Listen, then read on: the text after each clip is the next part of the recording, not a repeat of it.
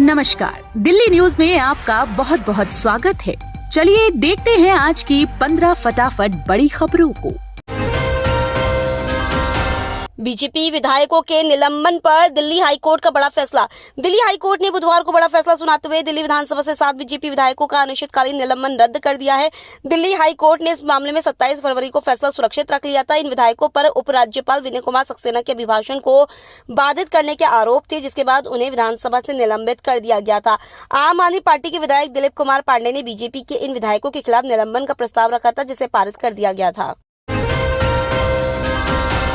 दिल्ली शराब नीति मामले में बढ़ेंगी अरविंद केजरीवाल की मुश्किलें। प्रवर्तन निदेशालय ने मनी लॉन्ड्रिंग जांच में समन का पालन नहीं करने के लिए दिल्ली के मुख्यमंत्री अरविंद केजरीवाल के खिलाफ मुकदमा चलाने का अनुरोध करते हुए एक कोर्ट में नई शिकायत दर्ज कराई है। आधिकारिक सूत्रों ने बुधवार को बताया कि नई शिकायत आम आदमी पार्टी के राष्ट्रीय संयोजक केजरीवाल की तरफ से समन संख्या 4 से 8 का पालन नहीं करने से संबंधित है। महंगाई से मिली बड़ी राहत। दिल्ली एनसीआर में ₹2.50 किलो सस्ती हुई सीएनजी। दिल्ली एनसीआर के लोगों के लिए खुशखबरी है, उन्हें महंगे सीएनजी से राहत मिलने वाली है। 7 मार्च 2024 से दिल्ली में सीएनजी के दामों में ₹2.50 प्रति किलो की कटौती करने का फैसला लिया गया है। नोएडा, ग्रेटर नोएडा और गाजियाबाद में भी सीएनजी के दामों में ₹2.50 प्रति किलो की कटौती की गई है। दिल्ली में एलजी वर्सेस केजरीवाल। सौरभ भारद्वाज ने दागे वीके सक्सेना पर सवाल। दिल्ली में एलजी वीके सक्सेना बनाम अरविंद केजरीवाल विवाद पर सियासी माहौल गर्माता जा रहा है। इस मुद्दे पर आप नेता और दिल्ली के मंत्री सौरभ भारद्वाज ने कहा कि एलजी ने केजरीवाल को लिखे पत्र में कहा है कि स्थानांतरित विषयों में उनकी कोई भूमिका नहीं है, लेकिन अब वो खुद संगम विहार बुराड़ी के विषय में बोल रहे हैं, जो कि आपका क्षेत्र है।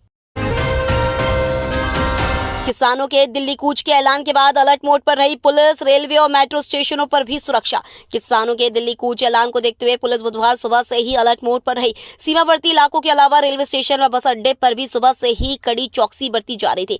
दरअसल किसान संगठनों के नेताओं ने ट्रैक्टर ट्रॉली के साथ दिल्ली नहीं आ पाने पर ट्रेन व बस समेत अन्य किसी भी रूट से किसानों से दिल्ली आने की अपील की थी। ऊपर से पुलिस के पास भी यह इनपुट था कि किसान छोटे छोटे ग्रुप में ट्रेन के जरिए या फिर बस के जरिए दिल्ली पहुंचने का प्रयास कर सकते हैं। इसलिए हर सभी जिला पुलिस को यह निर्देश दिया गया था कि हर छोटे बड़े समूह का हिस्सा होने वाले लोगों पर पैनी नजर रखी जाए। खत्म हुआ इंतजार। सीबीआई को मिली शाहजहां शेख की कस्टडी। पश्चिम बंगाल की ममता बनर्जी सरकार को कोलकाता हाईकोर्ट से बुधवार को बड़ा झटका लगा है। हाईकोर्ट ने शाहजहां शेख को बुधवार को 4:15 तक सीबीआई को सौंपने का आदेश दिया था, लेकिन इस डेडलाइन के 1.5 घंटे बाद शाहजहां को सीबीआई को सौंपा गया। इसके बाद सीबीआई अपने साथ केंद्र सुरक्षा बल लेकर पहुंची थी। इससे पहले सीआईडी की टीम शाहजहां को मेडिकल के लिए लेकर गई थी। चुनाव आयोग ने राहुल गांधी के खिलाफ जारी की एडवाइजरी। सतर्क रहने की दी सलाह।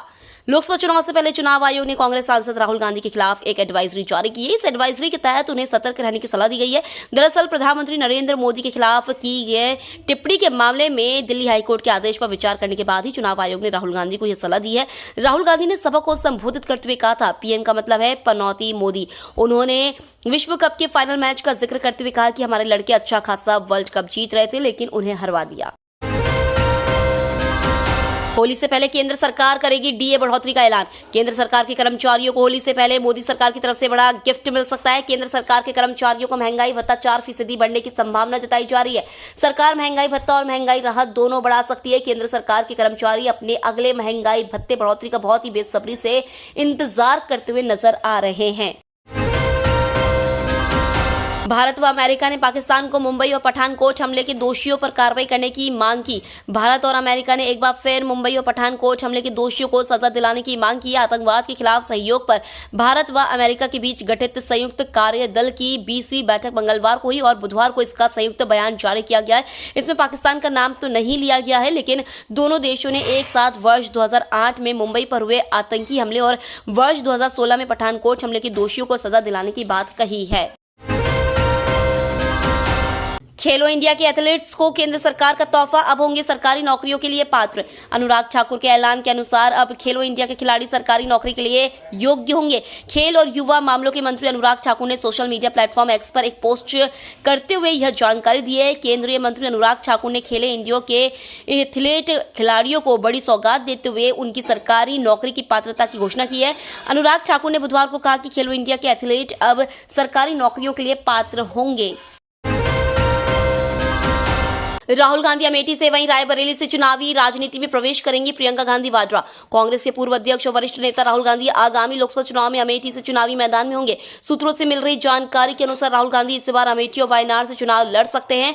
वहीं खबर यह भी आ रही है कि इस बार लोकसभा चुनाव में प्रियंका गांधी रायबरेली से चुनाव लड़ेंगी। प्रियंका गांधी के लिए यह पहला मौका होगा जब वह लोकसभा चुनाव लड़ रही होंगी। प्रियंका गांधी रायबरेली से चुनाव लड़ने के साथ ही चुनावी राजनीति में अपना पदार्पण करने जा रही है। आपको बता दें कि रायबरेली की सीट प्रियंका गांधी की मां सोनिया गांधी द्वारा वहां से चुनाव न लड़ने की घोषणा के बाद खाली हुई है। सीजेआई चंद्रचूड़ की बेंच ने पलटा सुप्रीम कोर्ट का 26 साल पुराना फैसला। Chief Justice of India DY Chandrachud की अगुवाई वाले सुप्रीम कोर्ट की 7 जजों की संवैधानिक पीठ ने हाल ही में झारखंड मुक्ति मोर्चा नेता सीता सोरेन मामले की सुनवाई करते हुए अपने फैसले को पलट दिया। कहा कि रिश्वत लेकर सवाल पूछने या वोट देने वाले सांसद या विधायकों के खिलाफ मुकदमा चलाया जा सकेगा। पहले सुप्रीम कोर्ट की 5 जजों की संविधान पीठ ने कहा था कि सांसदों विधायकों को अभियोजन से छूट प्राप्त है। भारतीय अर्थव्यवस्था पर एससी की बड़ी टिप्पणी, कहा भारत मजबूत गर्व होना चाहिए। भारतीय अर्थव्यवस्था को लेकर सुप्रीम कोर्ट ने एक बड़ी टिप्पणी की है। सुप्रीम कोर्ट ने एक मामले की सुनवाई के दौरान कहा कि भारत को अब पूरी दुनिया पहचान रही है। कोर्ट ने आगे कहा कि भारत एक मजबूत अर्थव्यवस्था पर फल फूल रहा है। जब हम देश से बाहर जाते हैं तो यह स्पष्ट होता है। भारत की आर्थिक वृद्धि तथ्यों और आंकड़ों पर आधारित है। हमें इस पर गर्व है। बता दें कि सुप्रीम कोर्ट ने यह टिप्पणी केरल और केंद्र के बीच वित्तीय विवाद को लेकर चल रही सुनवाई के दौरान की है। चीनी जासूसी जहाज के निकलते ही मालदीव ने दिखाए तेवर, भारत से एक और रिश्ता तोड़ा। भारत और मालदीव के बीच रिश्ते सुधरने का नाम नहीं ले रहे हैं। मालदीव के राष्ट्रपति मोहम्मद मोइज़ू ने हाइड्रोग्राफिक सर्वेक्षण करने के लिए भारत के साथ समझौते को रिन्यू करने से इनकार कर दिया। उन्होंने कहा कि मालदीव सरकार भारत के साथ इस समझौते को आगे जारी रखने पर विचार नहीं कर रही है। यह पहली बार है जब मोइज़ू ने जल क्षेत्र सर्वेक्षण को लेकर सार्वजनिक बयान दिया है। रोचक बात यह है कि मोइज़ू की यह घोषणा चीनी जासूसी जहाज के निकलने के कुछ दिनों बाद आई है। चीनी जहाज तकरीबन 1 महीने तक माले में खड़ा रहा था। ओपन स्कूल वाले भी दे सकेंगे नीट, रेगुलर पढ़ाई जरूरी नहीं। ओपन स्कूल से 12वीं पास बच्चे भी नीट और एनएमसी की परीक्षा दे सकेंगे। मेडिकल काउंसिल ऑफ इंडिया ने 1997 के regulation on graduate medical education के खंड 4(2)(a) के प्रावधानों के अनुसार इन्हें नीट परीक्षा में बैठने से रोक दिया था। साल 2018 में दिल्ली हाई कोर्ट ने इस प्रावधान को असंवैधानिक करार देते हुए रद्द कर दिया था। कुछ दिन पहले एमसीआई ने हाई कोर्ट के फैसले के खिलाफ सुप्रीम कोर्ट में याचिका डाली थी, जिसे खारिज कर दिया गया है। तो ये थी आज की बड़ी खबरें। डेली खबरों से अपडेट रहने के लिए चैनल को सब्सक्राइब करना बिल्कुल न भूलें। धन्यवाद।